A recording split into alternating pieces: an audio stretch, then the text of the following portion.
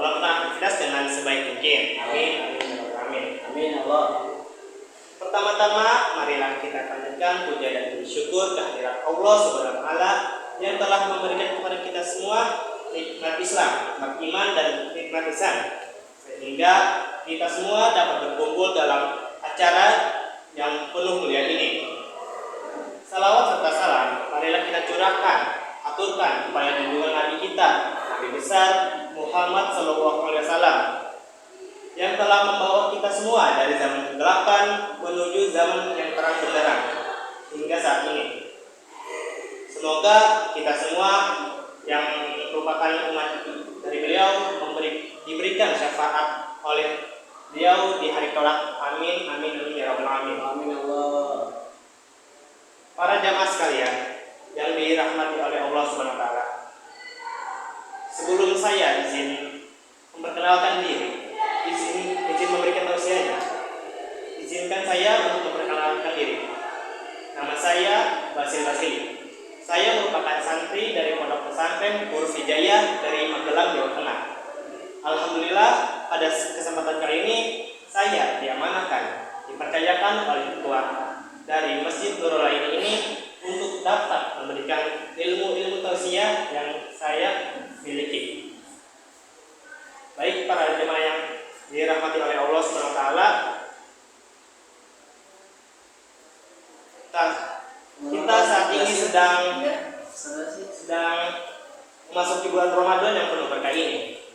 Dalam tausiah ini saya akan memberikan tausiah saya berupa tentang tema Ramadan, yaitu keutamaan 10 hari terakhir dan amalan ibadahnya. Ketika kita memasuki awal-awal bulan suci Ramadan, kita akan begitu sangat antusias, begitu semangat dalam menyambut bulan ini. Karena itu bulan ini merupakan bulan yang jarang sekali kita rasakan setiap harinya. Ini hanya terjadi dalam sebulan dalam setahun. Tetapi ketika kita memasuki hari-hari terakhir, khususnya 10 hari terakhir bulan Ramadan, banyak dari kalangan kita yang mulai menipis keimanannya dan semangatnya dalam mengerjakan ibadah-ibadah di bulan suci Ramadan. Mungkin saja para jamaah melihat di malam tarawih pertama, pasti para jamaah melihat begitu banyak sampai membludak para jamaah itu mengisi sebuah masjid itu. Tetapi ketika sudah memasuki hari-hari terakhir, banyak para jamaah yang sudah mulai lalai atau terlena, yang mungkin saja hal itu sudah tidak memiliki rasa sudah menipis nilai antusias dalam ibadahnya. Maka dari itu saya akan memberikan kiat-kiat sukses untuk kita semua untuk dapat mencapai kesuksesan di bulan Ramadan, khususnya 10 hari terakhir bulan Ramadan. Apa tuh Tat? Oke, kasih tahu dong. Boleh. Yang pertama, perbanyak istighfar. Astagfirullah. Kenapa saya menyebutkan perbanyak istighfar? Karena ini ada hubungannya dengan dosa.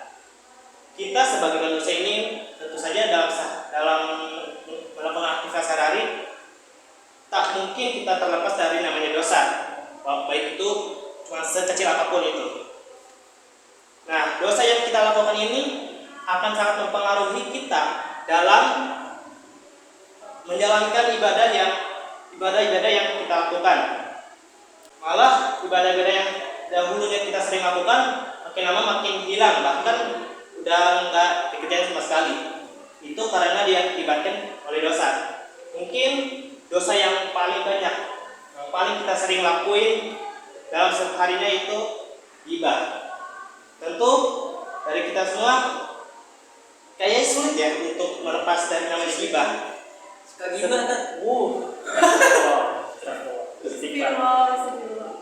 Maka dari itu dosa ghibah ini merupakan salah satu dosa yang besar.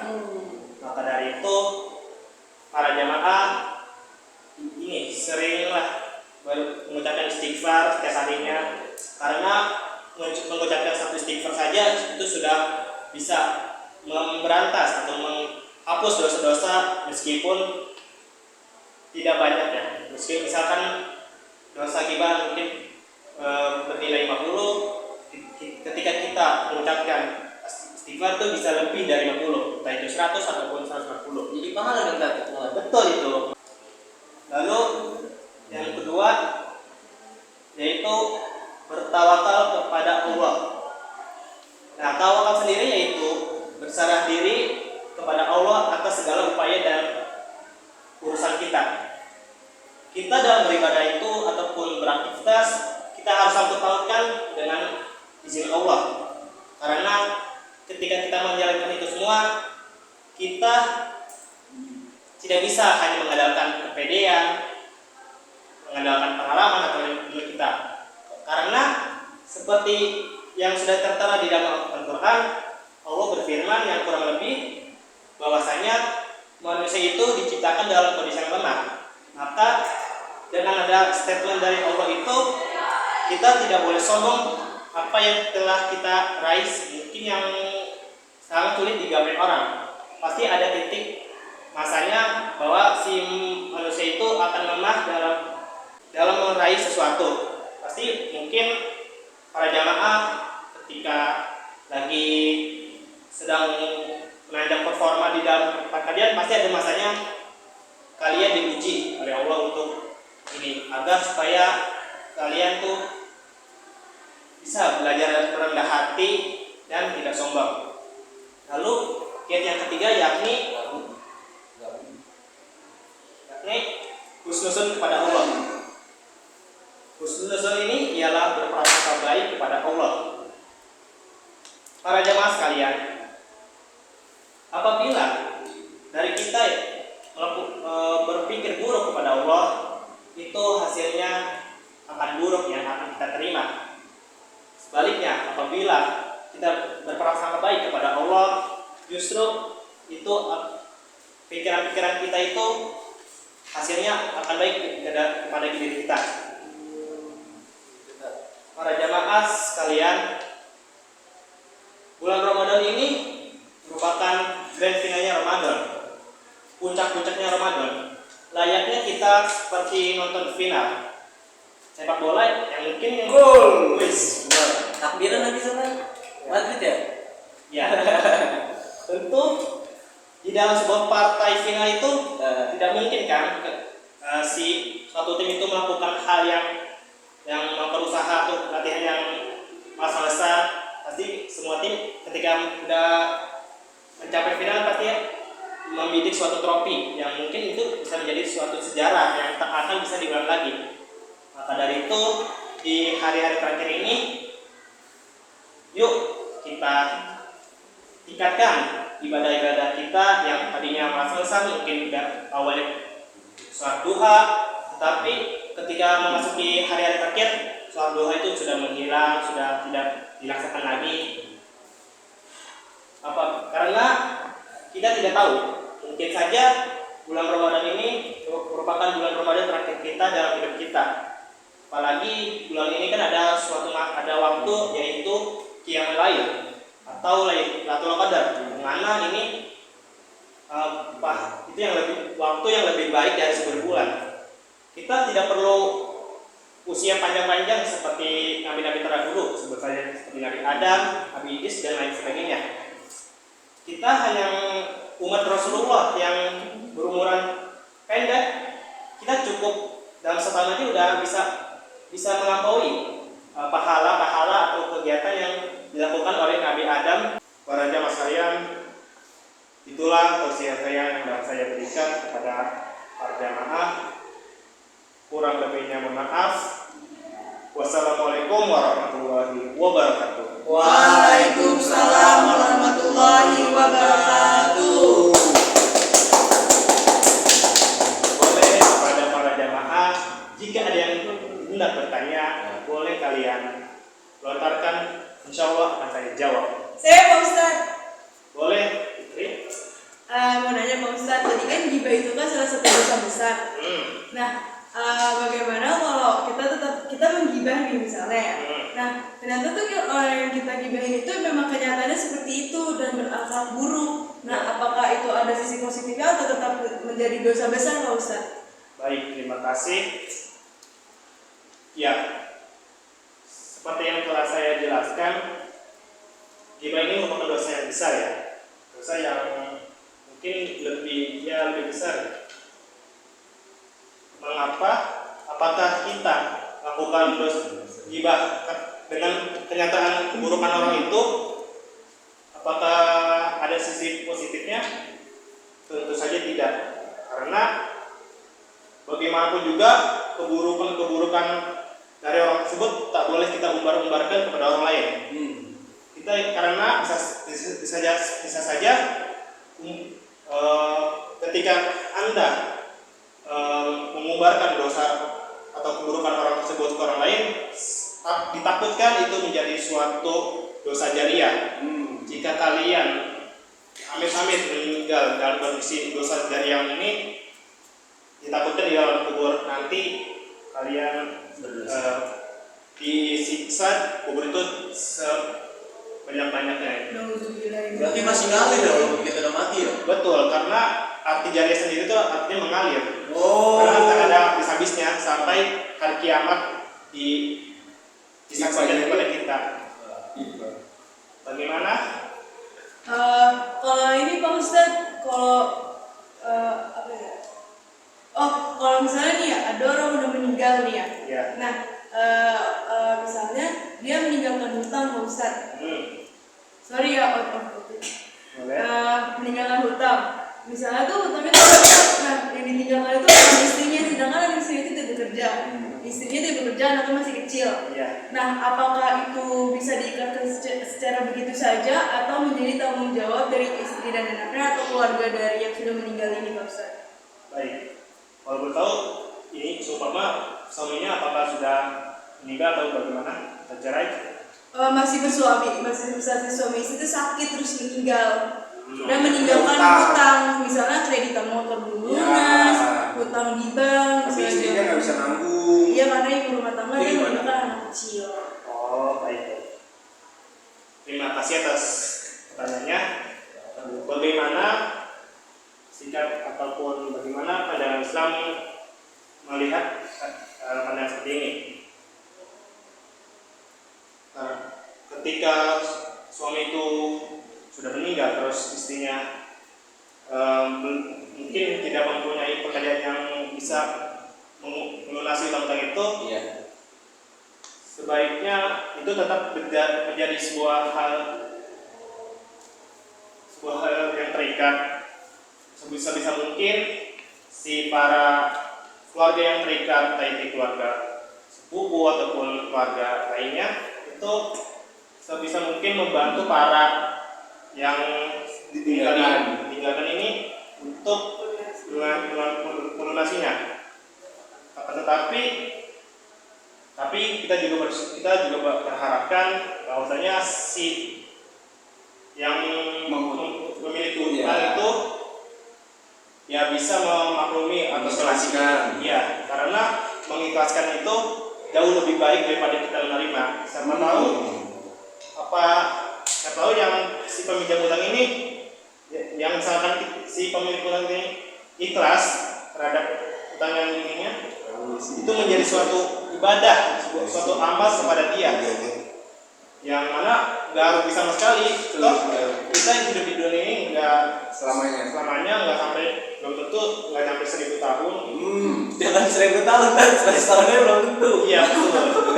Ya, jadi dengan mengikhlaskan itu kita udah bagus. Berarti itu masih menjadi tanggung jawab daripada keluarga maupun istri atau dari almarhum suaminya ini. Iya.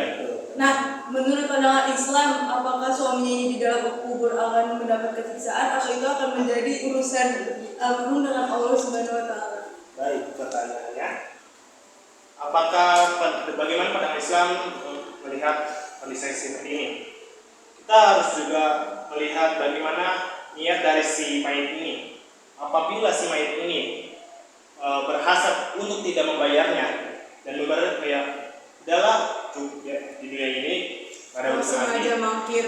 Iya, itu tentu Allah akan menyiksa dia di hari kuburan itu.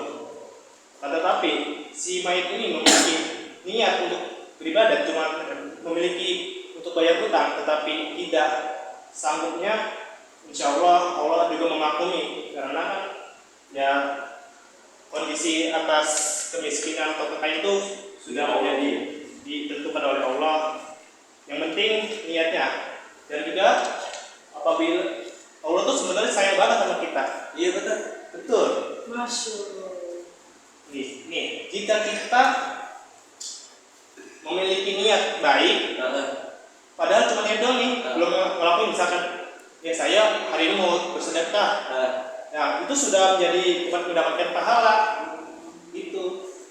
Tetapi jika kalian misalkan nih melakukan niat yang buruk atau pikiran yang buruk, misalkan saya hari ini mau mencopet, tapi tapi kalian nggak jadi atas tindakan itu malah Allah nggak mencatat sebagai dosa, malah itu mencatat sebagai pahala karena kita tuh udah berusaha semaksimal mungkin untuk tidak melakukan hal tersebut. Karena misalkan niat kita cukup, makanya kalau melakukan sesuatu cukup niat, misalkan emang kepengen, misalkan ya Allah saya pengen membangun masjid, itu udah alhamdulillah, siapa tahu itu niatnya udah insya Allah suatu saat kejadian yang menjadi amal jariah.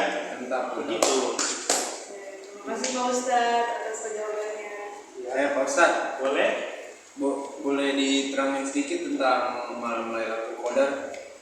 Baik para jamaah, malam Lailatul Qadar itu merupakan malam yang penuh ampunan, dan juga ini merupakan malam yang dimana Al-Quran ini diturunkan. Apalagi malam ini, ya seperti yang sudah saya jelaskan, malam ini kan lebih baik dari 1000 bulan. Kita tidak perlu hidup 1000 bulan. Cukup hanya satu malam itu aja sudah. Ketika misalkan kita membaca Al-Quran ataupun sedekah, itu pahalanya bisa bermiliar-miliar atau bertriliunan. Jadi itu bisa mengcover atau menutup dosa-dosa, bahkan menghilangkan dosa yang telah kita lakukan selama ini. Makanya di bulan Ramadan ini, meskipun bukan Lailatul Qadar, jangan kita menyanyiakan. Mungkin kalau membaca Al-Quran satu huruf dapat dibilang satu huruf itu 10 kebaikan. Nah di bulan Ramadan itu khusus, apalagi malam Lailatul Qadar, satu huruf itu bisa dihitung sebagai 100 kebaikan. Itu bagaimana? Kan itu jarang-jarang, misalkan satu tahun 12 bulan.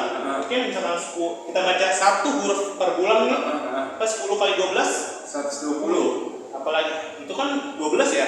Nah 100 di bulan Ramadan cuman kan hari pertama sampai hari 12 kita baca satu, kan bisa melebihi, bisa beribu-ribu kebaikan. Maka dari itu kita jangan menyanyiakan bulan ini begitu.